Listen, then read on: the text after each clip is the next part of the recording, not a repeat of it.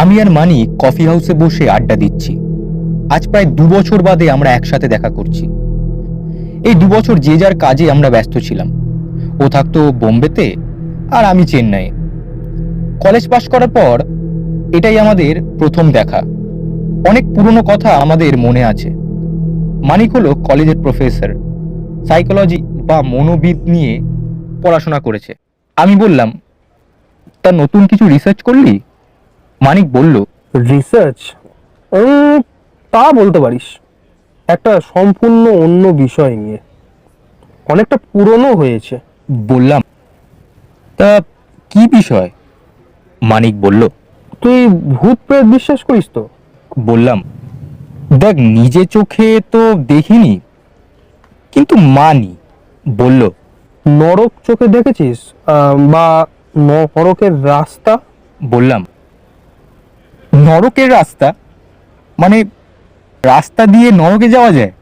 শুনেছি গরুর পুরাণ অনুযায়ী বৈতরণী নদী নাকি নরকের সাথে যুক্ত।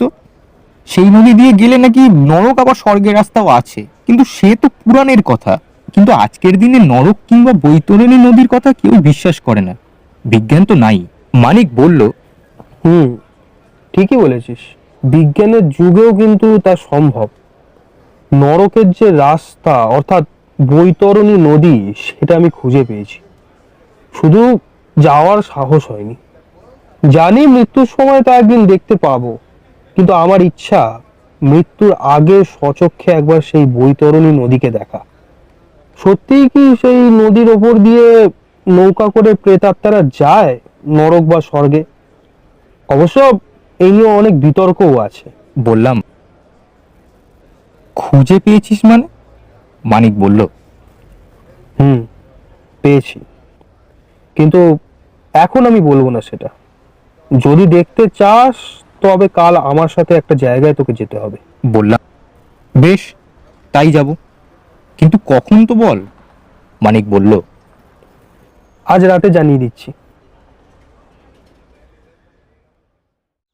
এরপর আমি বাড়ি ফিরে আসি। সন্ধে 7টা।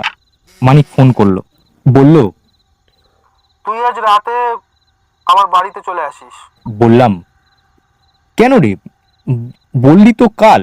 মানিক শুধু একটা কথাই বলল, যা বলছি তাই কর না, 8টার মধ্যেই আমার বাড়ি চলে আয়। অগত্যা তাই করলাম। 8টা নাগাদ ওর বাড়ির সামনে এলাম।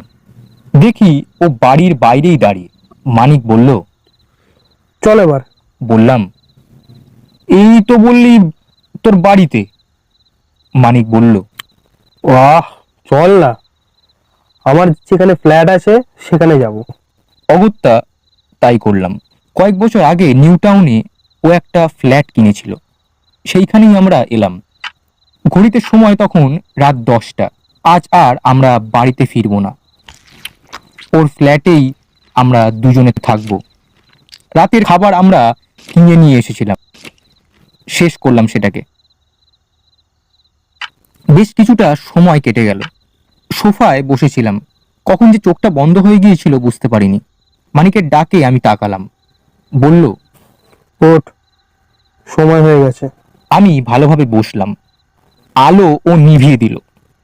কি করতে চাইছে ও? ফোনে সময় দেখলাম রাত 1টা বাজতে মিনিট 2 বাকি। মানিক শান্ত গলায় বলল, কোনো রকম কোনো কথা বলবি না। এরপর ও চোখটা বন্ধ করলো। মনে মনে কি যেন একটা বিড়বিড় করছে, ঠিক বোঝা যাচ্ছে না। না হোক করে 15 মিনিট এমনভাবে চলল। ঘরের ভেতরে একটা অদ্ভুত পরিস্থিতি তৈরি হচ্ছে আস্তে আস্তে। কেন জানি না মনে হচ্ছে ঘরের ভেতরে আমরা দুজনে নই, আরো কয়েকজন আছে। ঠিক দেখছি তো, দেওয়ালের দুটো কোণায় আবছা দুটো ছায়ামূর্তি। ভয় লাগছে আমার।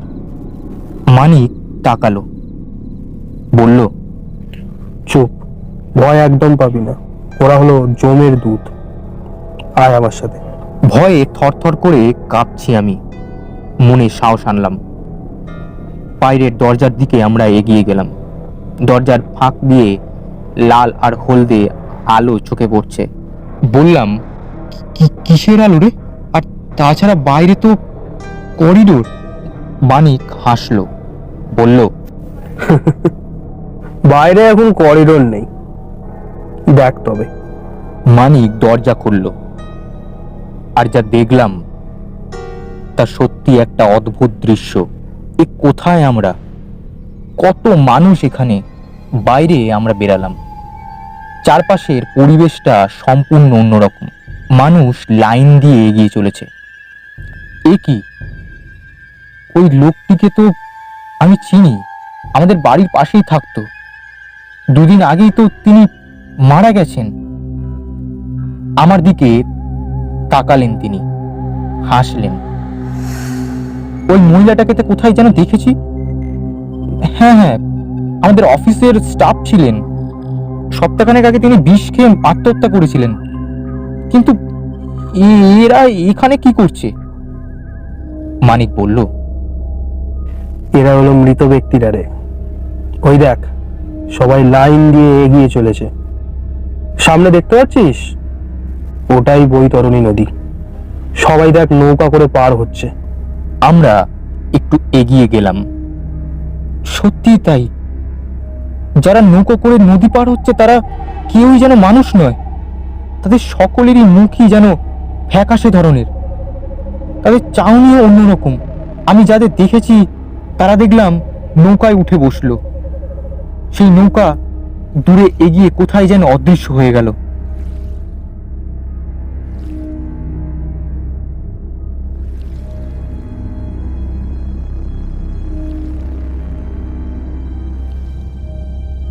শরীর যেন পাথর হয়ে গেল। এসব সত্যি তো? মানিক বলল। কি বিশ্বাস হচ্ছে তো? আমি ওর দিকে অবাক দৃষ্টিতে তাকালাম। মানিক বলল, চল এবার। শুধু একটা কথা, পেছন থেকে যদি কোনো চেনা পরিচিত কণ্ঠস্বর শুনতে পাস, ফিরে তাকাবি না। চল এবার। এরপর আমি আর মানিক এগিয়ে চললাম। পেছন থেকে নানা পরিচিত কণ্ঠস্বর শুনতে পাচ্ছিলাম, কিন্তু সাহস হচ্ছিল না ফিরে তাকানোর। মানিকের কথাটা বারবার মনে আসছিল, যেমন আমার মৃত কাকার কণ্ঠস্বর আমি যেন শুনতে পেলাম। কিরে বাবু, কোথায় চললি? কাকার সাথে একবারে দেখা করবি না? কতদিন পর বলতো তোকে দেখলাম। আমার কাকা আমায় অনেক ভালোবাসতো, কিন্তু 10 বছর আগে আমার কাকা হঠাৎই হার্ট অ্যাটাকে মারা যায়। মনে হচ্ছিল কাকাকে পেছন ফিরে একবার জড়িয়ে ধরি, কিন্তু মানিকের সেই কথা আমার শুধু কানে আসছিল। পেছন ফিরে একদম তাকাবি না। আমরা দুজনেই ঘরের ভেতরে প্রবেশ করলাম। মানিক মনে মনে বিড়বিড় করছে। শুধু দেখতে পেলাম ভয়ঙ্কর সব হাত আমাদের দিকে এগিয়ে আসছিল।